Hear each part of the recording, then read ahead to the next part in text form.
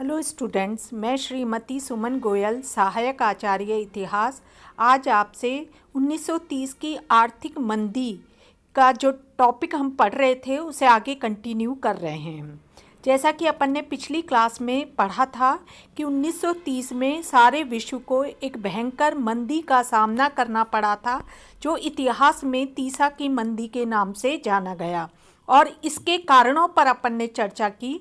आज हम उस मंदी के दौरान घटी घटना और उसका प्रभाव उस पर चर्चा करेंगे। जैसा कि अपने पढ़ा था कि जो आर्थिक मंदी है वो शुरू में अमेरिका में देखने को मिली, जब अमेरिकी स्टॉक एक्सचेंज में जो शेयर्स के दाम थे वो बुरी तरह गिर गए और एकदम से जो शेयर्स लोग खरीदने को उत्सुक हो रहे थे वो बेचने को तत्पर हो गए। तो यहीं से मंदी का प्रारंभ हुआ।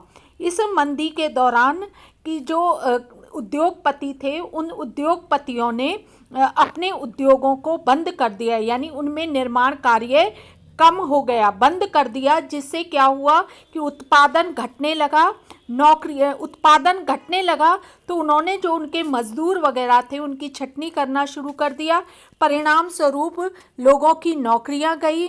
अब लोगों के पास पैसा नहीं रहा तो लोगों ने बैंक से अपना पैसा लेना शुरू कर दिया, जिससे बैंक से माल निकलने लगा और लोग बैंक का कर्ज चुकाने में असमर्थ अपने आप को पाने लगे, और बैंकों की जो लोन देने की क्षमता थी वो भी कम होने लगी। धीरे धीरे बैंकिंग व्यवस्था चरमराने लगी और लगभग 9,000 बैंक दिवालिये हो गए। बैंक में जमा राशि की बीमा ना होने से उसकी पूंजी भी खत्म हो गई और बैंकों में लेना देना बंद हो गया, और यहाँ तक कि बैंकों ने अपने आप को बंद कर दिया। धीरे धीरे कंपनियों में उत्पादन कम होने लगा और बाद में कंपनियां बंद हो गई, जिससे उत्पादन नहीं होगा तो कंपनियां लोगों को नौकरी पर नहीं रखेंगी। इससे लोगों की नौकरियां गई और सारे विश्व में बेरोजगारी छा गई। इस मंदी के परिणाम स्वरूप बेरोजगार लोगों की संख्या अमेरिका में ही 15 लाख से बढ़कर 1,30,00,000 हो गई और संपूर्ण यूरोप की स्थिति तो बहुत अधिक खराब हो गई। जैसा कि अपन ने पिछली क्लास में जाना था कि प्रथम विश्व युद्ध के दौरान जो विश्व के अधिकांश राष्ट्र थे, जिनमें यूरोपीय राष्ट्र विशेष रूप से शामिल थे, उन्होंने अमेरिका से कर्ज लिया।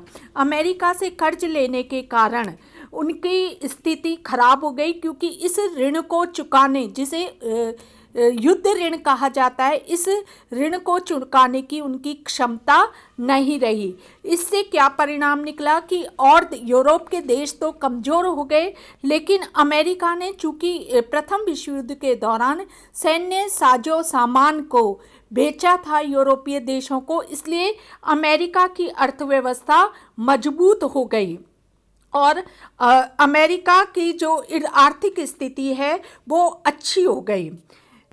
दूसरा इसका प्रभाव पड़ा उत्पादन में गिरावट। जैसा कि हमने पिछली क्लास में भी पढ़ा था और अभी भी मैं आपको बता रही हूँ कि जो तीसा की मंदी का एक महत्वपूर्ण कारण क्या हुआ कि कंपनियों ने अपना जो उत्पादन कार्य है वो रोक दिया, क्योंकि प्रथम विश्व युद्ध के दौरान उन्होंने बहुत अधिक उत्पादन कर लिया और उत्पादन अधिक होने के कारण उसकी पूर्ति तो हो गई अधिक, लेकिन उसकी मांग कम रह गई। लोगों के पास पैसा नहीं रहा जिससे कि उस उत्पादन को खरीद सके।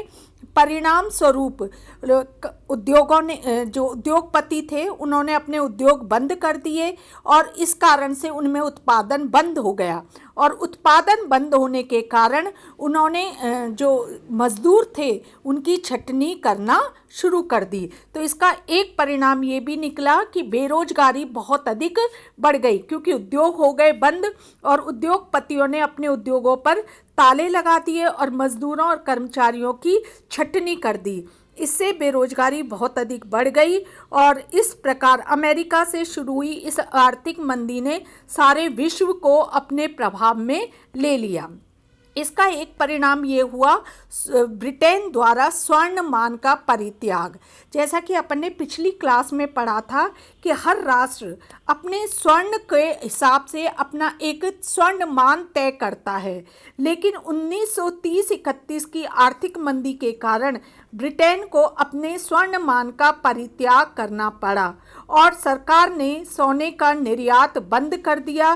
ब्रिटिश सरकार ने सस्ती मुद्रा अपना ली, लेकिन उससे उसकी जो वैल्यू थी वो कम हो गई।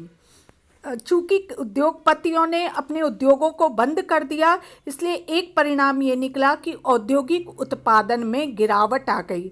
1929 से 1932 के दौरान वैश्विक औद्योगिक उत्पादन की दर में लगभग 45% गिरावट आ गई। बैंकों पर क्या प्रभाव पड़ा कि बैंक बंद हो गए, बैंकों की स्थिति खराब हो गई और बैंकों ने अपने आप को दिवालिया घोषित कर दिया। इस तरह से जो अमेरिका से शुरू हुई आर्थिक मंदी ने पूरे विश्व को प्रभावित किया कि ये मंदी किन कारणों से हुई और किस तरह से इसने विश्व को प्रभावित किया। Thank you.